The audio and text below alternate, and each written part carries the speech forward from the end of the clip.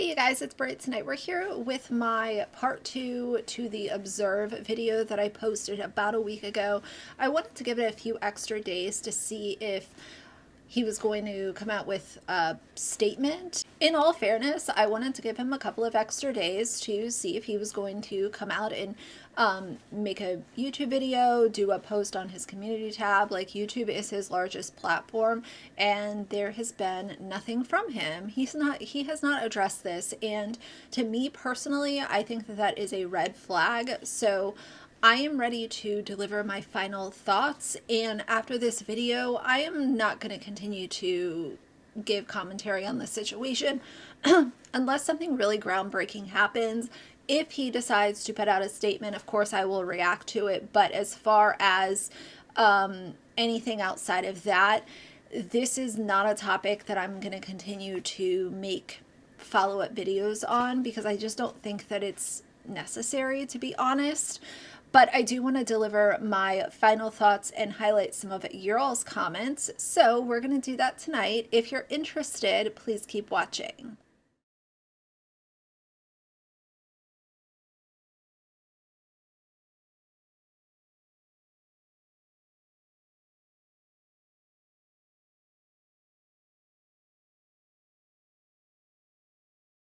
Right, you guys, so the first thing that I would like to say in the beginning of this video is that, as a reminder, no matter what kind of content you put out, whether it's something really sensitive, something really sad, something really exciting, something that is controversial, you don't put that out onto public sites like YouTube, Facebook, Instagram, TikTok, and you should not automatically expect everybody to just zip it and be quiet and or give you nothing but good feedback on that video.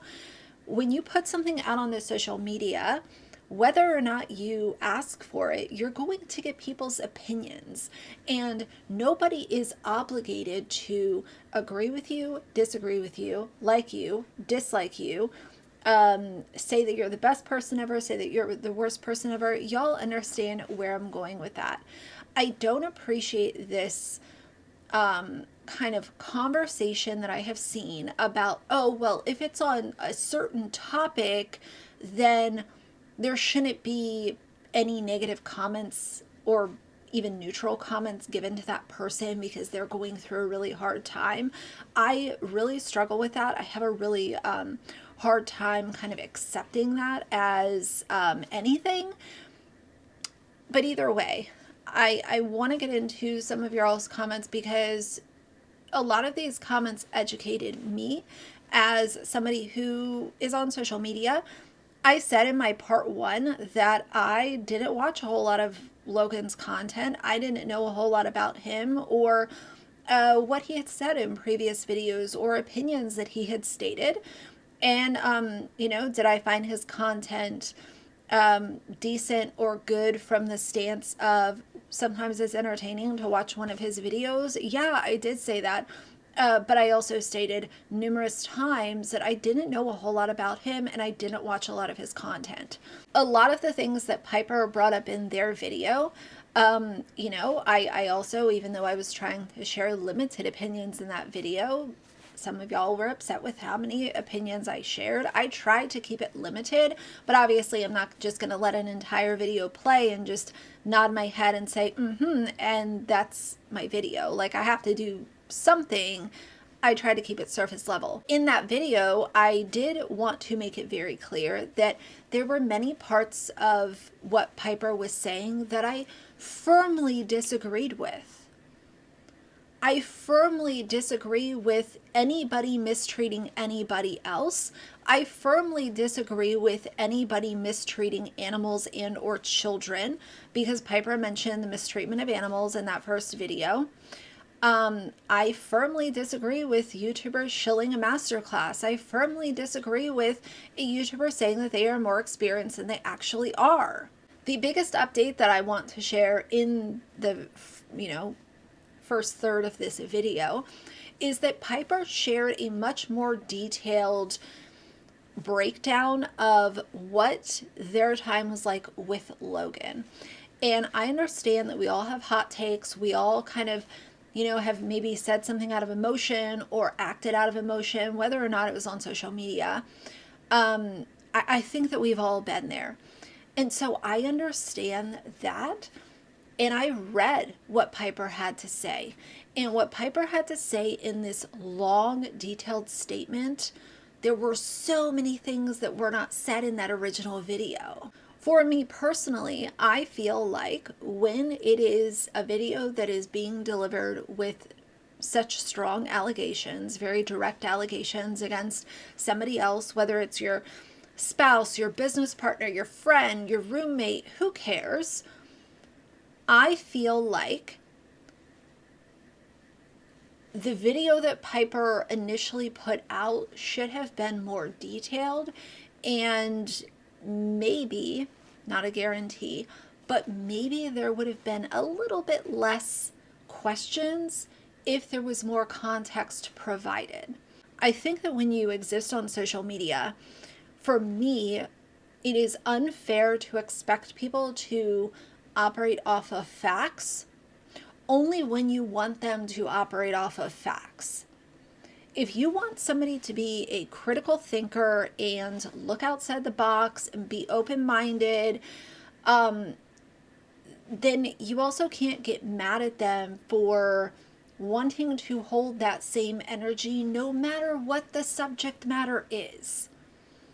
I personally find that to be unfair, and that's how I feel about it. I'm not going to change my mind. You cannot want somebody to, oh, you need to be more open-minded. Oh, what about receipts? Oh, what about facts? Oh, you're a commentary channel. You should always be operating off of what is fact, what can be proven, blah, blah, blah.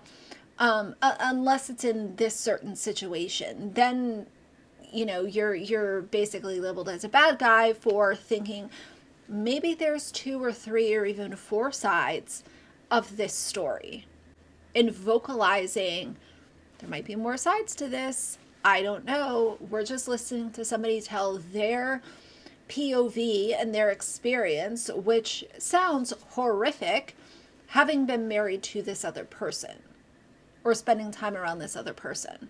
All right, so let's go over some of the comments that I want to share with y'all. And of course, I will link this part 1 down below, because if you just happen to click on this video, you're probably going to be very confused. And part 1 will give you an intro as to why there is even a part 2. I mean, he claimed Gabby Petito was the abusive one from the body cam footage, and when challenged in his comments, he eventually privated the video.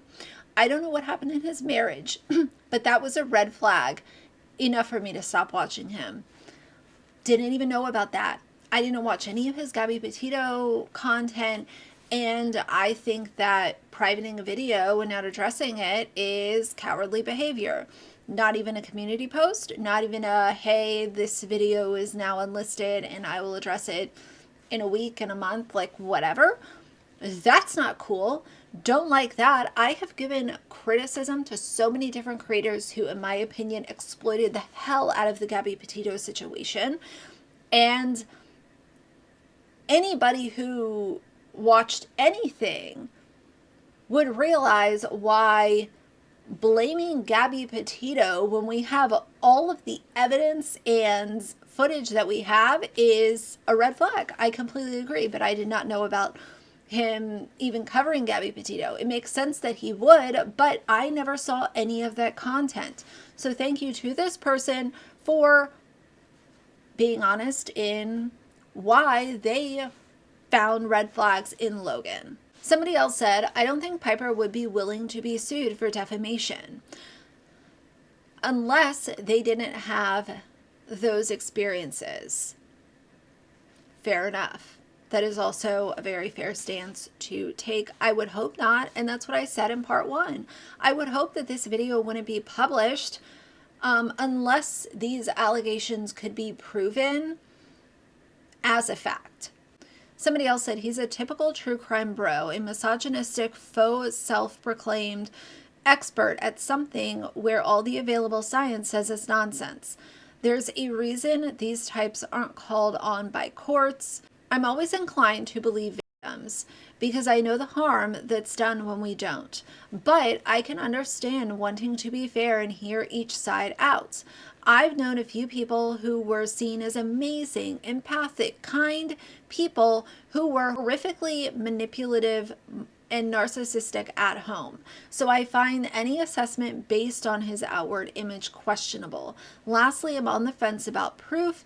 It would be nice in a perfect world, but realistically, I don't know how many survivors or victims gathered proof. I want to touch on the financial abuse part of this story because a lot of y'all had the same comment that was left about, you know, a card being declined for buying groceries is part of financial abuse. The reason that I found that interesting is just looking at it from a creator looking at another creator, and you see the numbers and the analytics and the likes and the clicks and the views, and then to send your partner to the store and have their card decline for what could be in between $100 and maybe $300 if you're buying a lot of groceries. That part to me was very interesting. Now, it is very possible that he was moving money around and making sure that, you know, there wasn't enough cash in that account that was linked to that debit card. That is all possible. There are a lot of possibilities when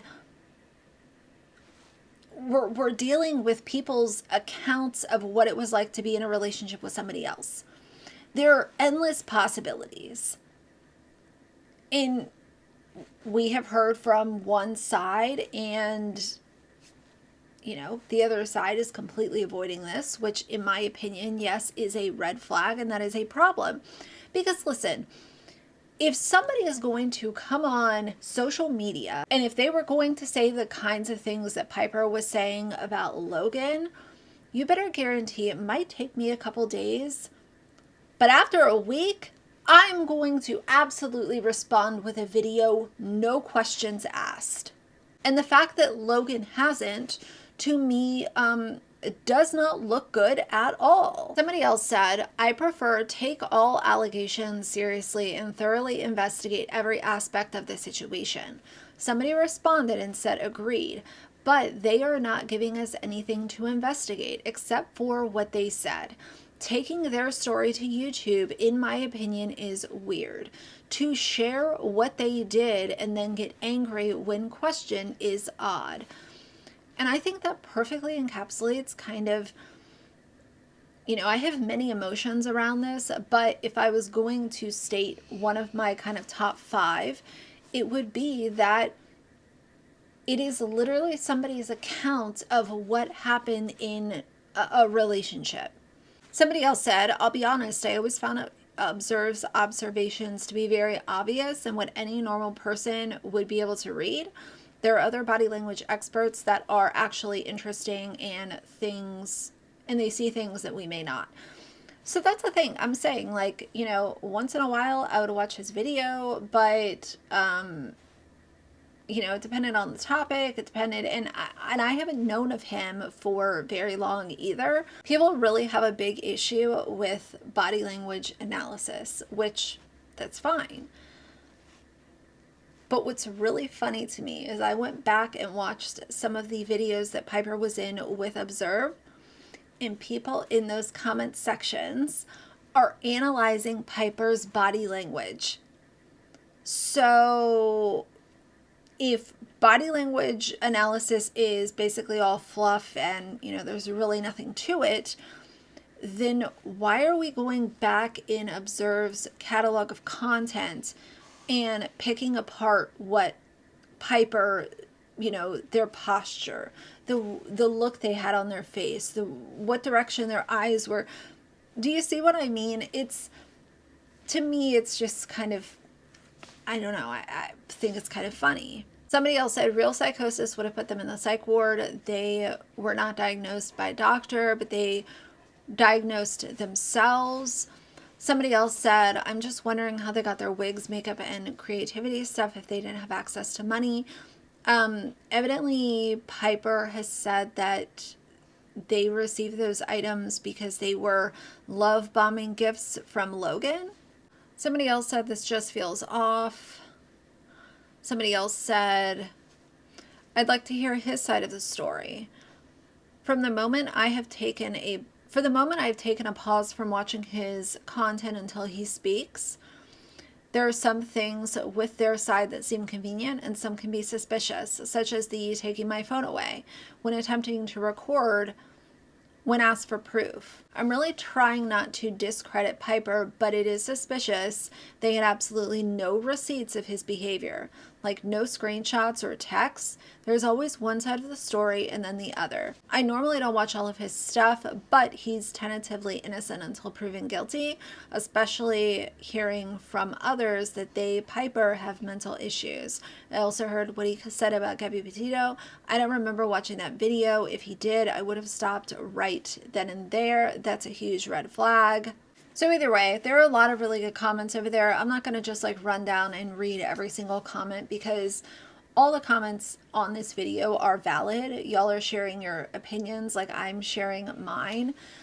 But I wanted to kind of close out this conversation with a part 2. Like I said, if Logan responds, I will make a part 3. But it seems like Logan is just going radio silent, which to me says a lot.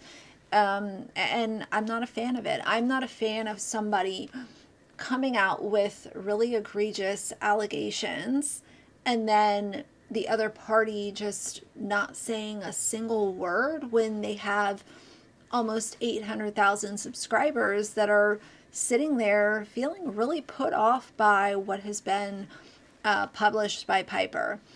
So either way, I just don't think that this is a topic that will continue for me. Of course, conditions do apply, as I said, but I wanted to throw this in. I don't know. I think this comment section is going to be interesting as well. Please be respectful, be kind. We're all allowed to have our own opinions and our own kind of thoughts around this. Some people have the stance of, I don't believe, anything that I hear and only half of what I see. I can understand that. I can also understand having sympathy for certain situations, but I think as far as internet culture and commentary goes, if you want somebody to go off of facts as often as possible, then should the same energy not kind of carry through to all topics? But either way, thank y'all for listening to me. Yeah, I'll see you guys in the comments. So either way, for now, if you liked the video, please leave a like and a comment. And if you'd like to see more from me in the future, please subscribe. I'll see you guys soon. Bye.